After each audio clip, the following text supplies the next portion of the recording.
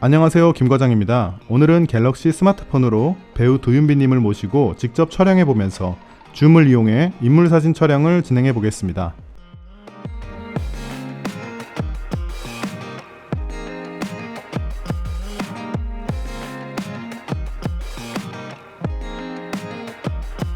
휴대폰의 기본 렌즈는 주변을 넓게 보여줄 수 있지만 자칫 포인트 없는 밋밋한 사진이 되기 쉽습니다. 반면 줌을 사용한 사진은 주변부 왜곡이 없는 일상사진처럼 자연스러운 분위기를 낼 수 있고 배경 흐림으로 인물의 주목도도 높아지죠. 기본적으로 줌 배율이 높을수록 배경의 흐림 정도와 인물의 주목도는 높아집니다. 가까이 찍을 때 피부가 걱정된다면 휴대폰에 있는 기본 피부 보정을 이용해보세요. 클로즈업은 인물이 마치 분위기에 흠뻑 빠진 듯한 뛰어난 몰입감과 현장감을 줍니다.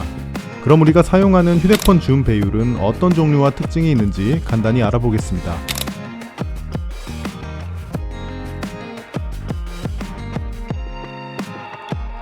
먼저 카메라에서 인물사진 모드로 들어갑니다. 인물사진 모드는 기본 카메라보다 낮은 배율의 줌을 지원하지만 배경 흐림 조절 옵션이 생깁니다. 이 옵션을 통해 피사체를 상대적으로 명확하고 집중되게 보여줄 수 있습니다. 이런 인물사진의 특징을 바탕으로 배율별 줌의 특징을 살펴볼까요? 2배 줌은 대부분의 촬영에 적합합니다. 주변부 왜곡이 적고 일상적인 분위기를 냅니다. 기본 렌즈와 2배 줌의 화각 차이가 크기 때문에 생각보다 먼 거리에서 촬영해야 하지만 2배 줌에 익숙해진다면 가장 많이 사용하게 될 배율입니다. 더 인물의 중심을 둔 3배 줌은 인물 중심으로 좁은 배경을 담는 특징이 있습니다. 소위 여친 렌즈라고 불리는 화각대에 속하며 인물을 돋보이게 찍기 좋은 배율입니다. 인생샷 잘 찍어주려면 3배 줌은 알아두는 게 좋겠죠? 5배 줌은 배경의 압축과 흐림 정도가 매우 크기 때문에 강한 깊이감과 몰입감을 전달합니다.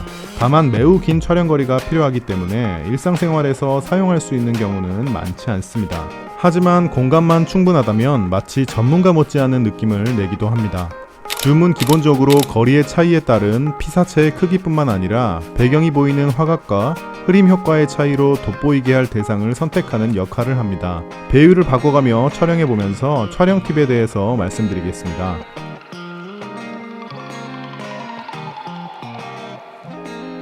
휴대폰 설정에서 켤 수 있는 안내선은 입문자뿐만 아니라 전문가들도 사용하는 기능입니다.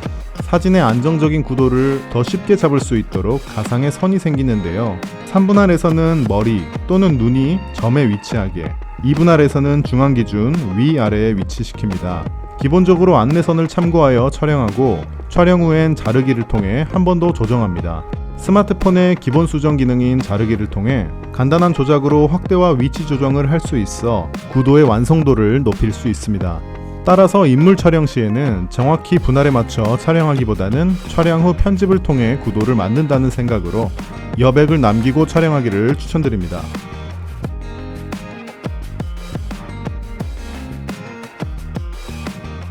사진은 수평을 맞추는 데서 시작합니다. 촬영 버튼을 누르는 순간에도 흔들릴 수 있으니 최대한 흔들림을 제어하도록 합니다. 줌은 끝부분 왜곡이 적기 때문에 머리는 중간, 다리는 끝에 위치할 필요가 없습니다. 다만 남는 공간에 대해서는 신경 쓸 필요가 있는데요. 특히 인물의 아래 공간이 많이 남지 않는 게 보여주려는 주제를 더 명확히 드러냅니다. 그 이유는 1.6대 1을 황금 비율이라고 부르는데 피타고라스 학파가 발견한 이 비율 법칙은 사실 저도 잘 모르기 때문에 예를 들어 머리가 중앙 쪽이라면 줌 버튼이 보이는 공간만큼은 남겨주세요. 좋은 사진은 맑은 날일수록 좋다고 알고 있지만 인물 사진에서 강한 빛은 좋은 요소가 아닙니다. 관호출로 얼굴의 윤곽이 사라지게 되기 때문인데요. 특히 한낮 머리 위의 태양은 얼굴에 불필요한 그림자를 만들고 광대가 부각되는 좋지 않은 사진이 됩니다. 빛을 피할 수 없는 상황이라면 가능하면 고개를 돌려 빛을 사선으로 받게 합니다. 자연스러운 얼굴의 윤곽은 인물을 더 매력있고 생동감 있게 만들어줍니다. 여행지에서 유명한 장소를 배경으로 촬영할 때 뒷공간이 없게 촬영하는 경우가 있는데요. 배경 분리가 되지 않아 답답한 느낌을 줄 수 있고 배경에 반사된 빛이 인물의 색상에 영향을 끼치기도 합니다. 뒷공간을 넓게 가져갈수록 깊이감이 생기고 인물의 색상도 더 잘 살아나게 됩니다.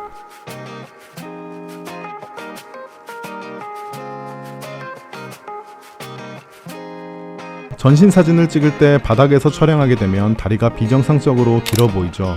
요즘엔 이런 사진 부담스럽잖아요. 반대로 시선 높이에서 찍게 되면 렌즈와 가까운 머리가 부각되어 키가 작아 보일 수 있죠. 자연스러운 사진을 찍기 좋은 자세는 카메라를 가슴과 배 사이에 위치해서 뒤로 조금 기울여 찍는 것입니다. 하지만 굳이 키를 드러내고 싶지 않거나 조금 작아 보이지 않을까 걱정이 된다면 신체 위치별로 부분 자르기를 해보세요.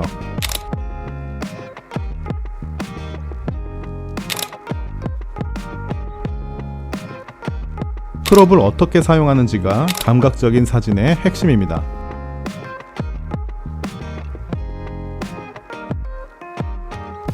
인물 사진에서는 전체 배경을 과감히 포기할 수 있어야 합니다. 인물의 배경에만 신경 쓰면 되는데요. 배경의 구도와 색상에 따라 전체적인 분위기가 달라지기 때문이죠.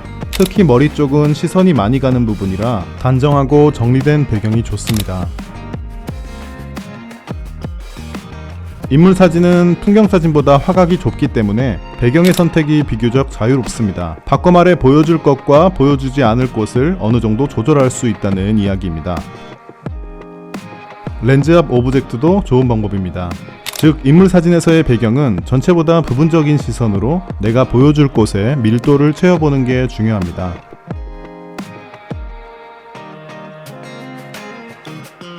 카페나 실내에 앉아서 촬영하는 경우에는 팔을 적극적으로 사용해주면 좋습니다. 팔은 전체적인 균형감을 만들고 생동감 있는 분위기를 만들어주죠. 또 인물의 자세와 공간에 대한 적당한 정보는 사진의 밀도를 한층 더 올려줍니다. 앉은 자세는 비율의 영향을 거의 받지 않아 평소와 다른 구도로 촬영해보면 좋겠죠. 또 촬영 전 간단한 검색을 통해 장소에 어울릴 만한 소품을 준비한다면 여러분의 카톡 프사를 당장이라도 바꿀 수 있게 하죠. 특히 앉은 자세에서 신체의 선은 드러날수록 인물을 더 매력적으로 만듭니다. 신체의 활용이 최고의 소품입니다. 앉아있는 포즈에는 지켜야 할 규칙들이 있습니다. 아예 외워두는 것도 좋겠죠. 먼저 앉은 자세의 다리는 허리에 힘을 주어 의자 깊은 부분이 아닌 바깥쪽으로 가볍게 걸터 앉습니다. 꼬은 다리가 눌려 두꺼워 보이는 걸 피하기 위해 다리를 꼴 땐 카메라를 향하기보다 반대 방향을 바라보게 합니다. 허리를 펴 라인을 만들고 다리에 가볍게 힘을 주어 무겁게 교차하지 않도록 합니다. 알려드린 대로 자세를 바꿔보겠습니다. 포즈의 경우엔 취향의 차이가 있기 때문에 본인이 자신 있는 포즈를 하는 것이 제일 좋습니다.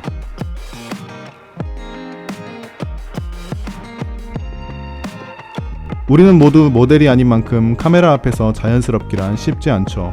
참고하시면 도움이 될 만한 팁입니다. 늘씬한 몸매를 살리는 포즈의 기본이죠. 의도적으로 내밀기보다 뒤를 살짝 당겨준다고 생각합니다.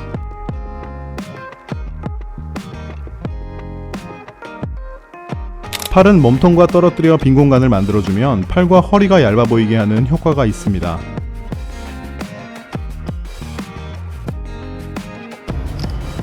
어깨와 골반을 살짝 틀어주면 자연스럽고 덜 의도된 듯한 느낌을 받습니다.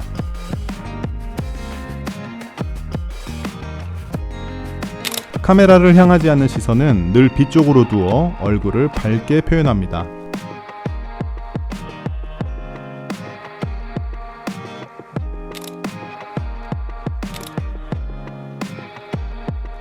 의도하지 않은 사진처럼 찍고 싶다고요?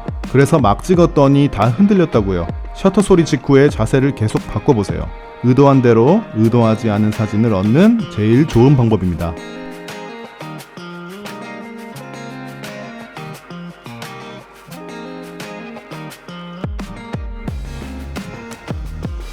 인물이 빠르게 움직이는 경우에는 촬영 버튼을 아래로 내려 버스트 샷으로 사용합니다. 여행지에서 놓칠 수 없는 장면을 촬영할 때 흔들림 없는 멋진 여행 사진을 찍을 수 있습니다. 연속으로 촬영된 여러 사진들 중 원하는 사진만 선택하고 나머지는 한 번에 삭제할 수도 있죠. 요즘엔 쨍한 색감보다 채도가 낮은 톤다운이 트렌드인데요. 인물과 의상에 어울리는 배경을 톤인톤 매치했다면 더욱 분위기 있는 연출을 할 수 있습니다. 이번엔 줌을 쓰지 않고 넓은 화각으로 찍는 경우도 있습니다. 잘 나오고 있습니다. 일반적으로 인물 중심의 사진에서는 많이 쓰지는 않지만 시네마틱한 장면을 찍을 때 사용합니다. 인물과 주변부를 넓게 담는 장점이 있지만 이땐 반드시 인물의 얼굴을 정중앙에 두어 얼굴이 길어 보이는 왜곡을 피해야 합니다.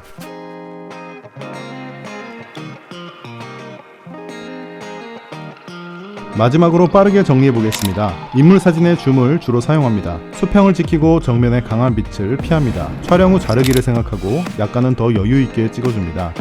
줌을 이용해 화각을 좁게 쓰되 분위기에 맞는 오브젝트로 화면을 채워봅니다.